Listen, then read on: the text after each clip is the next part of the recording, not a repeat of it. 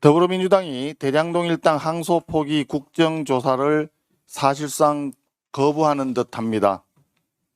우리 당에서는 터무니없는 검사 항명 의혹에 대한 조사도 수용을 했고, 고발인이 피고발인을 조사하게 되는 엉터리 법사위 국정조사 진행도 수용했습니다. 바로 이틀 전 김병기 원내대표도 법사위에서 한다면 얼마든지 수용할 용의가 있다고 했습니다. 그런데 우리 당이 정상적인 국조 진행을 위한 요건으로 제시한 부분에 대해서 하나도 수용할 수 없다는 더불어민주당의 답변에 경악을 금치 못합니다. 우리가 요구했던 것은 조건이 아니라 상식입니다. 첫째, 더불어민주당은 진정 야당 간사도 없는 일방적인 국정조사를 강행하겠다는 뜻입니까? 둘째, 여야 합의 없이 여당이 부르고 싶은 정인만 불러서 그들만의 국정조사를 실시하겠다는 뜻입니까? 셋째, 추미애 법사위원장의 독단적인 회의 진행, 비정상적인 행태를 그냥 계속하겠다는 통보입니까?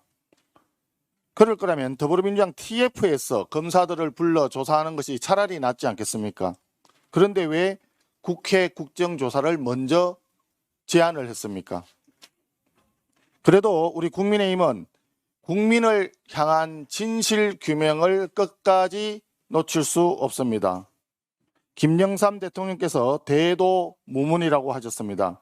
더불어민주당은 꼼수 쓰지 말고 당당하게 원칙의 정치를 보여주기 바랍니다. 예산 관련입니다. 2026년 예산안 법정 처리 기한인 12월 2일이 다가오고 있습니다.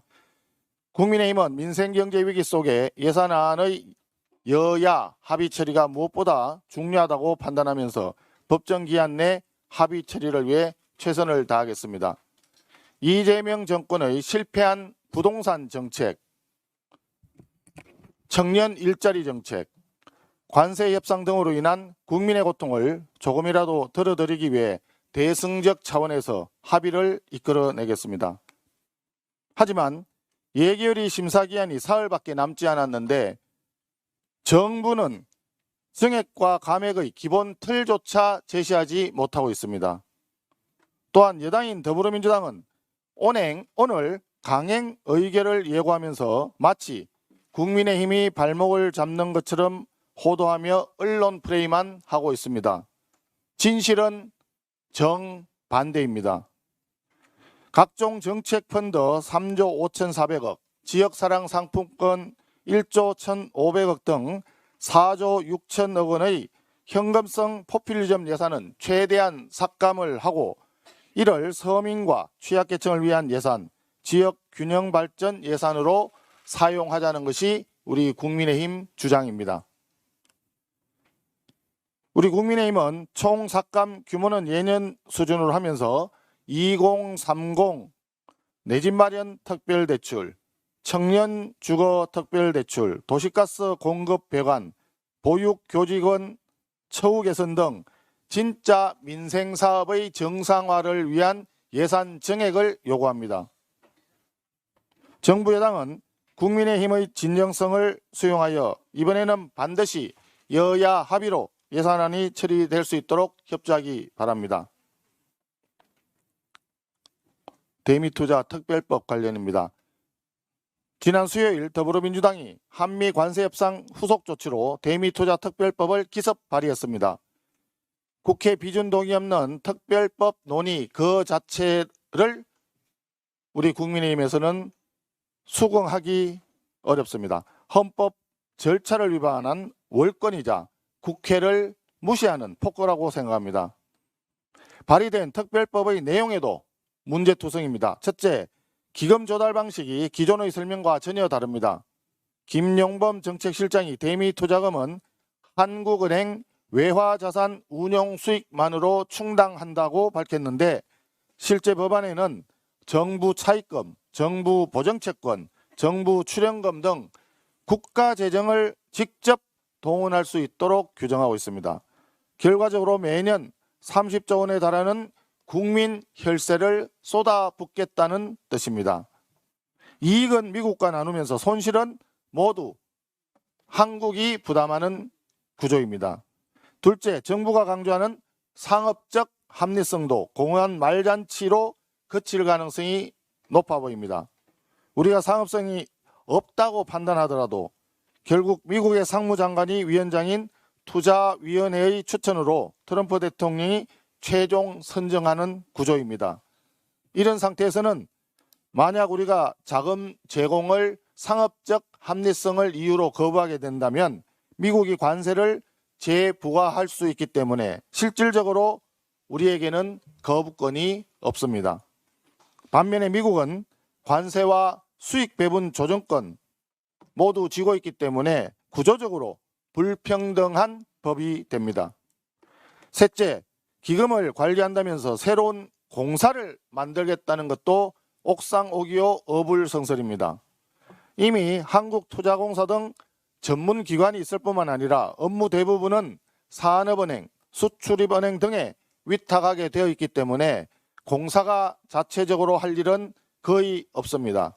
그런데도 수조 원의 재정을 투입해서 수백 명 규모의 신규 공사를 설립하겠다는 것은 이재명 정권 낙하산들의 자리 나눠먹기 놀이터를 만들겠다는 선언이나 진배 없습니다. 절대 용납할 수 없습니다. 이재명 정부와 여당은 특별법 발의를 즉각 철회하고 국회 비준 절차부터 밟을 것을 다시 한번 촉구합니다. 이상입니다.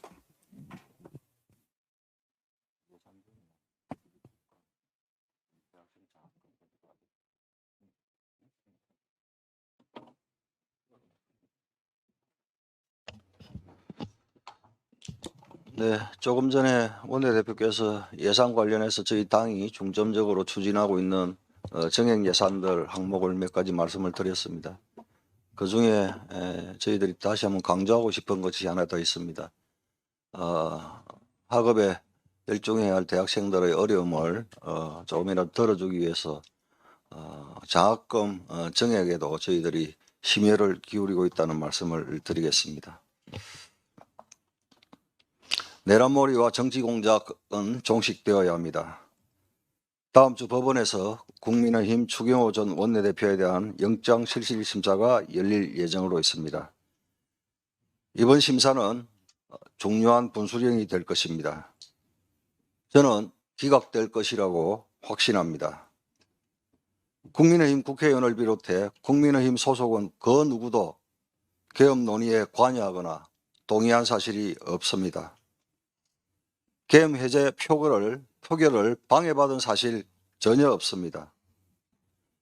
이러한 사실들은 우원식 의장이 누구보다 잘 알고 있습니다.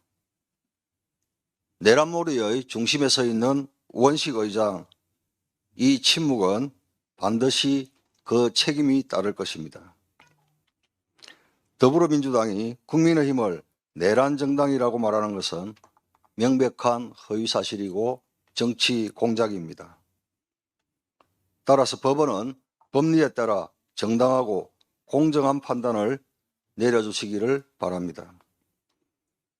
더불어민주당은 근거 없는 내란몰이와 정치 공작을 끝내야 합니다.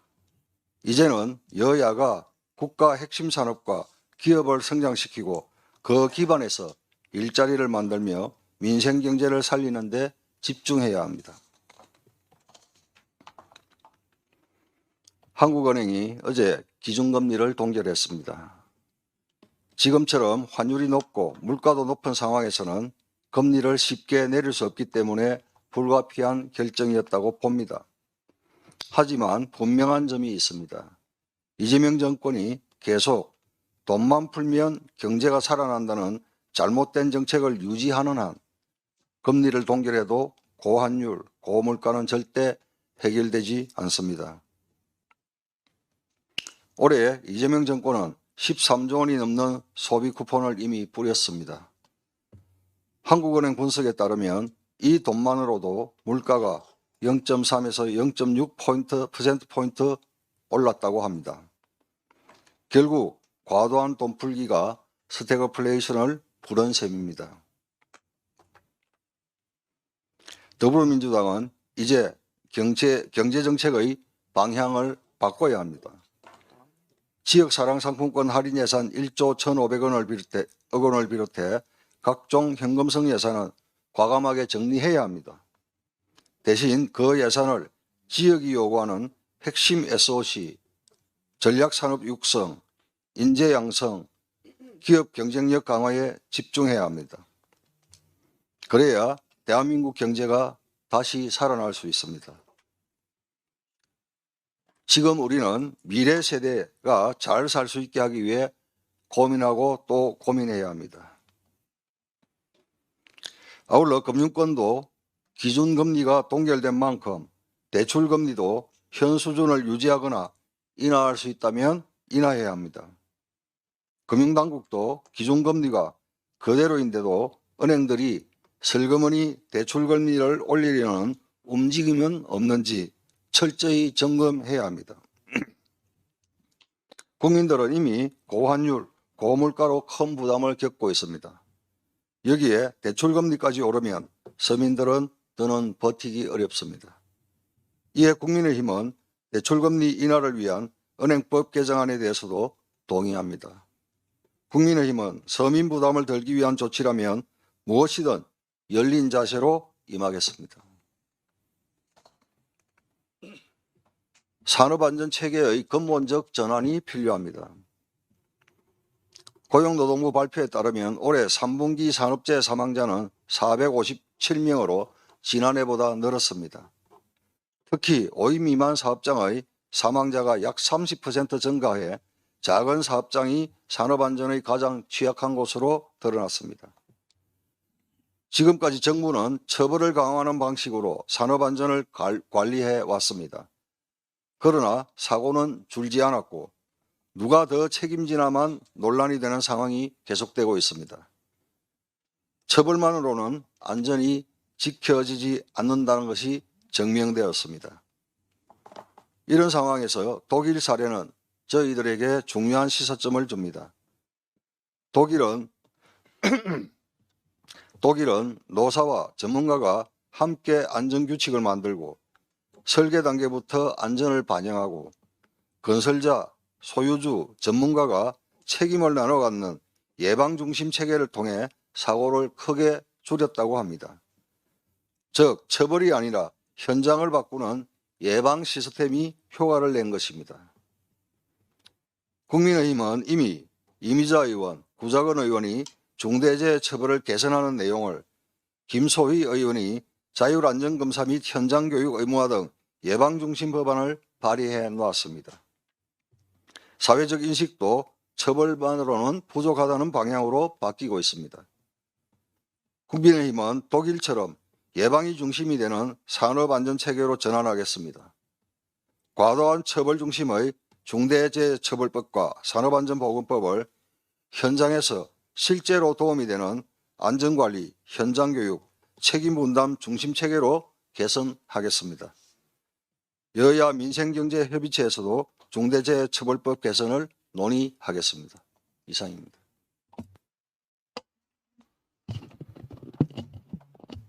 민의의 전당 국회가 또다시 정치 보복의 장, 야당 탄압의 장으로 전락했습니다. 조은석 특검은 불구속 수사의 원칙을 저버린 채 추경호 전 원내대표에 대한 구속영장을 무리하게 밀어붙였습니다. 원칙을 훼손한 과도한 조치였음에도 민주당은 기다렸다는 듯이 체포동의안을 가결시켰습니다. 예견된 일이었지만 참담한 심정입니다. 특검의 주장과 달리 당시 국민의힘 의원 누구도 의결을 방해받았다는 의원은 없습니다. 저 역시 마찬가지임을 분명히 말씀드립니다. 민주당과 이재명 정권은 드러난 경제 실정과 사법 리스크를 가리고 자신들에게 쏠린 국민들의 따가운 시선을 돌려보려고 국민의힘을 표적으로 삼고 있는 것입니다. 특검의 무리한 수사가 이를 뒷받침하고 있습니다. 어제의 체포동의안 처리는 우리 헌정사에 큰 오점으로 기록될 것입니다. 정의는 어떤 왜곡 속에서도 결국 드러나게 되어 있습니다. 추경호 전 원내대표에 대한 구속영장은 법과 원칙에 따라 기각되어야 합니다. 환율을 잡겠다면서 꺼내든 카드 중 하나가 국민연금 활용이라고 합니다. 먼저 깊은 우려를 표합니다. 이재명 정부의 경제부총리는 국민연금 뉴 프레임워크 논의는 환율 상승에 대한 일시적 방편으로 연금을 동원하려는 목적이 전혀 아니다고 해명을 내놓았지만 믿음이 가지 않습니다. 국민연금, 기획재정부, 한국은행, 보건복지부 등 사자협의체를 구성해 외환시장 안정을 위한 모든 정책을 검토하겠다고 한 상황이고 연금을 외환정책의 도구로 끌어들이려는 것 아니냐는 의구심을 피하기 어렵습니다. 국민연금은 국민의 노후를 지키는 가장 중요한 자산입니다. 연금 고갈 우려가 계속 커지는 상황에서 청년과 미래 세대의 희생을 담보하자는 것은 무책임한 것입니다. 외환시장 안정이라는 명분으로 국민연금의 본래 목적을 훼손하는 시도는 단호히 멈춰 세워야 합니다.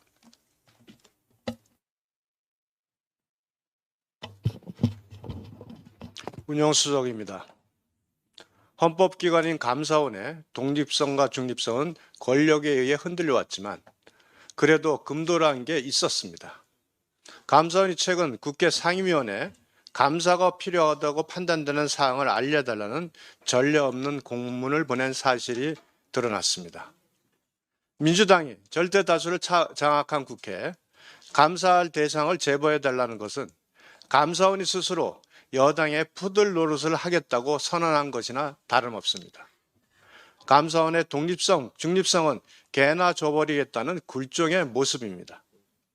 이재명 정부는 불과 며칠 전에도 49개 부처 75만 공무원을 대상으로 이른바 내란 색출 TF를 가동하며 업무용 PC, 문서뿐만 아니라 개인 휴대전화까지 제출하라고 요구했습니다. 거부하면 직위해제, 수사 의뢰를 하겠다고도 했습니다. 내란 색출 TF가 공무원의 사생활을 불법적으로 뒤져보겠다는 그 폭주의 연장선상이 바로 이번 감사원의 하명감사 요청 사태입니다. 공무원에게는 충성도 검사를, 감사원에는 정치 하명 감사를, 국가 시스템 전체에는 선출된 권력 우위 질서를 강요하는 이재명 정권의 통제와 감시가 전체주의 국가 수준에 들어섰습니다. 광복후 70년에 걸쳐 산업화, 민주화를 이루며 가까스로 대한민국이 선진화 반열에 올라섰습니다만 이재명 정권이 출범한 지 5개월 만에 벌써 대한민국의 침몰을 국민들이 걱정하고 있습니다. 이재명 정권은 지금이라도 헌정 질서를 훼손하는 폭주를 멈추고 국민의 경고에 귀 기울이기 바랍니다.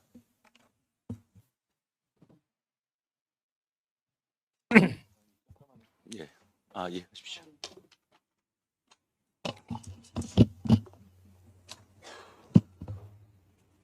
네, 정책수석입니다.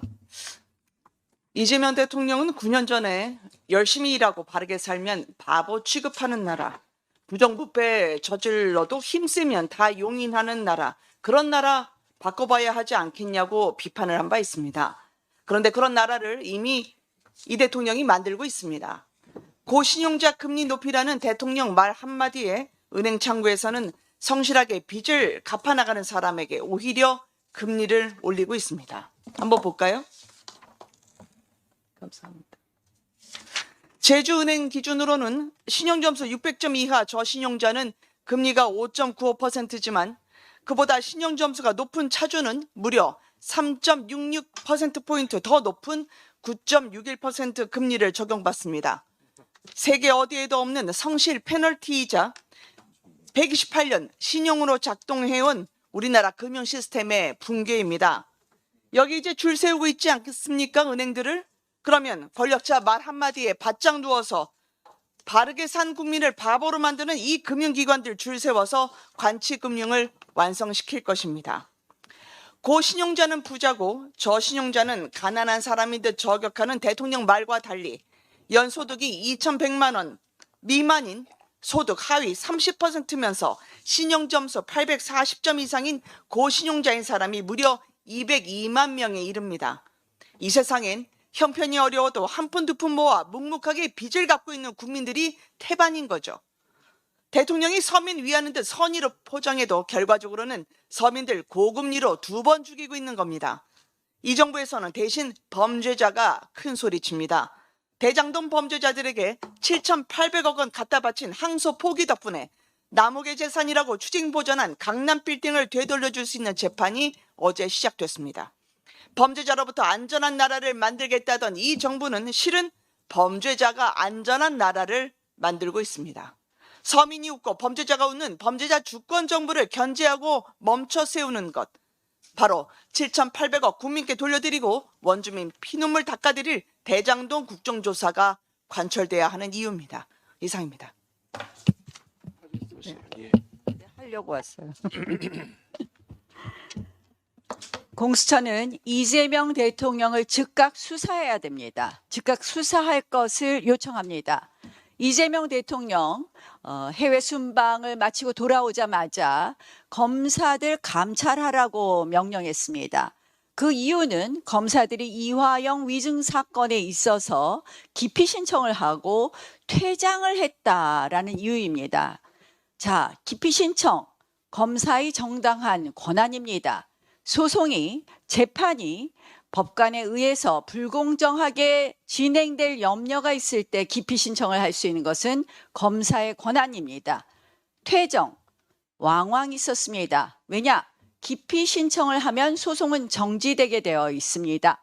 따라서 검사들이 기피 신청을 하고 바로 퇴정한 예가 왕왕 있었습니다. 그러나 그 어떤 검사도 감찰을 받은 적이 없습니다. 한마디로 감찰 근거가 없는 감찰을 지시한 직권남용에 똑 떨어집니다. 그런데 여러분 기억해 보십시오. 공수처는 현직 대통령에 대한 직권남용에 대해서 수사 권한이 있다고 해서 지난해 계엄에 관한 수사를 즉각 개시했습니다. 똑같은 계엄과 내란에 대한 수사를 즉각 개시했습니다. 똑같은 논리라면 이재명 대통령에 대한 수사도 즉각 개시해야 되는 것입니다. 또한 이 사건은 바로 이해충돌 사건입니다. 이화영 위증 사건과 이재명 대통령 대북 송금 사건의 유무죄는 직결되어 있습니다. 한마디로 이재명 대통령은 대통령의 권한을 남용해서 본인 사건, 대북 송금 사건을 유리하게 하기 위해서 권한에도 없는 감찰을 지시한 것입니다. 결국 이것은 대통령의 중대한 법률 위반 사유가 될 것이고 헌법상 탄핵 사유에도 된다는 것을 명명백백하게 우리는 알게 되었고 따라서 이 부분을 지적합니다.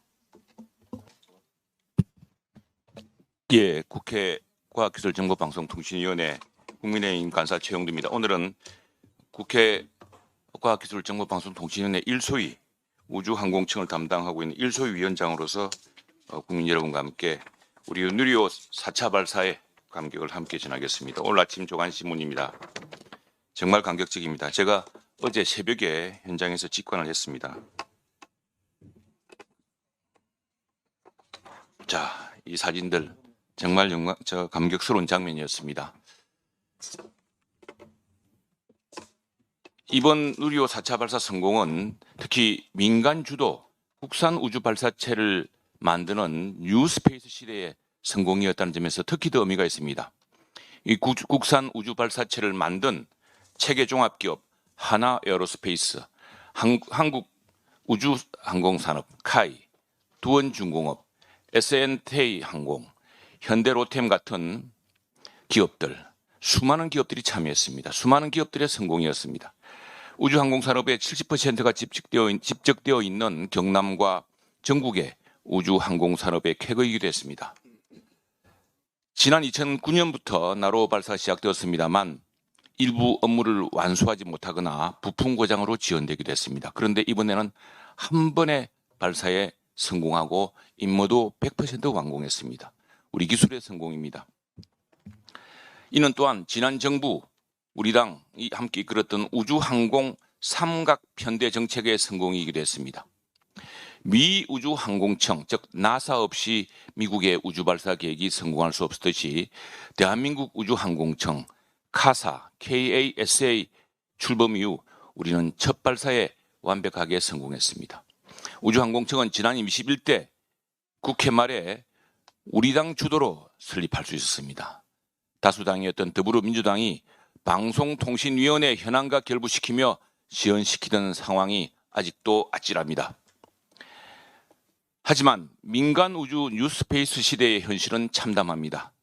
4차 발사 성공 이후 2차례 더 발사가 기억되어 있지만 6차 발사, 즉 2027년 이후에는 우주산업 일감절벽이 기다리고 있습니다. 국민의힘은 5차 발사 예산에 50억 원을 추가 정액해서 7차 발사를 준비할 수 있도록 노력하고 있습니다.